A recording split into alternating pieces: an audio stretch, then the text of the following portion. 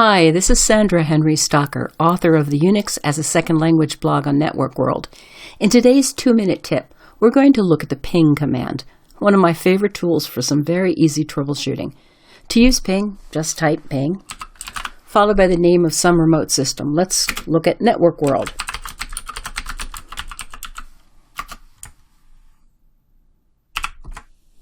Type Control-C to stop the requests.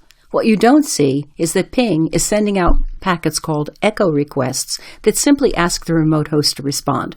We got several responses before we stopped the requests.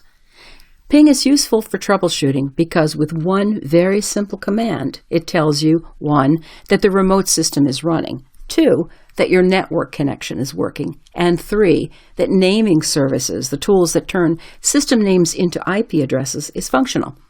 It also tells you something about the quality of your connection to the remote system, if packets were lost, and what round trip times look like. These numbers are all in milliseconds.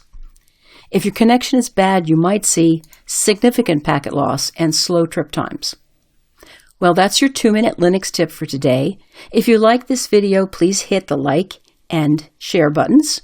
For more Linux tips, be sure to follow us on Facebook, YouTube, and networkworld.com.